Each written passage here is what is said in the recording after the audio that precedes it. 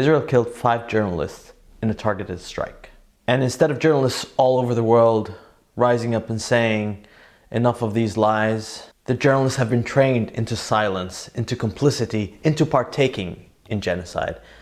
And none more so than in Germany, where they are repeating Israeli propaganda that has been proven time and time again to be lies without any questions, with an immoral support of targeting journalists, and with the same breath doing it in the name of democracy and freedom of press.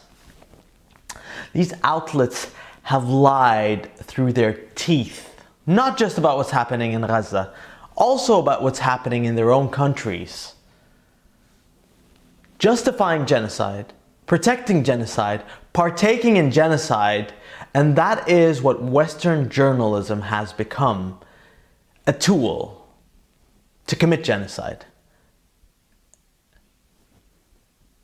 That is a profession to be ashamed of.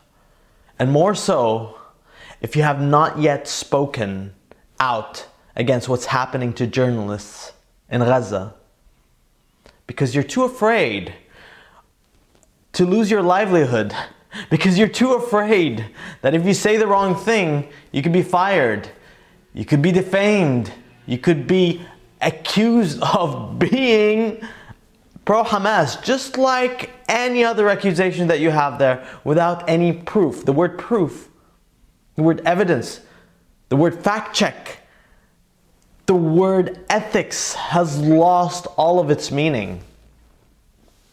Journalists are tools, much like the guns and the bombs and the starvation techniques. They are used to commit genocide, and they should be ashamed. Because if you haven't spoken out against what's happening in Gaza, whether against journalists, about medics, aid workers, children, innocent men who have no business being killed, if you haven't spoken out against that, then this invalidates your past and future work. How can you talk to me about climate change while you're supporting the tons of bombs being thrown into Gaza? How can you talk to me about human rights when Palestinians are being tortured? How can you talk to me about terrorism when the Israeli military is terrorizing the world? Terrorizing those who want to speak out, terrorizing people in Gaza. And then you want to talk to me about terror? You want to talk to me about freedoms? You want to talk to me about sexual rights? What rights are there for people who are showered with bombs? You think the Israeli military calls them with the right pronouns before bombing them? What do you want to tell me about sexual assaults? About letting dogs loose on people until they murder them? What do you want to tell me about that? That they're fighting terror? You are the terrorist if you haven't spoken out against these terror acts. Words escape me.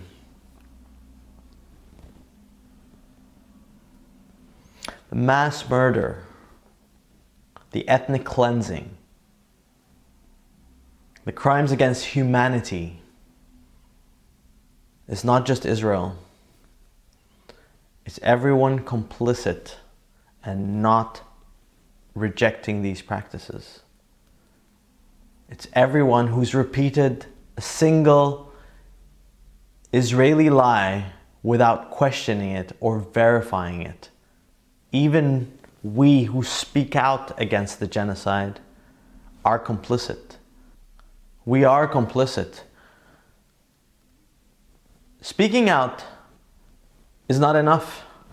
I don't know what is. Maybe it reduces complicity, but we're still complicit. Every journalist who hasn't done their best to bring the truth, to object to the murder of other journalists, is still complicit. And that's why the choice is to say something. Even though I feel like silence is the only thing that I have. And it means nothing that I say all of this. But it's doing something and saying something maybe to reduce my own complicity. It's a genocide.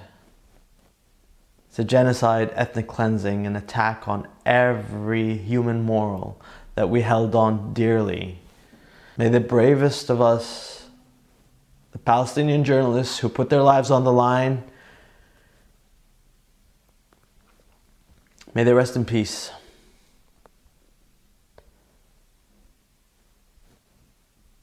Spending their lives as a sacrifice to show what's happening, only to be met with indifference or even support of their own deaths. Yeah, I'm sorry we failed you.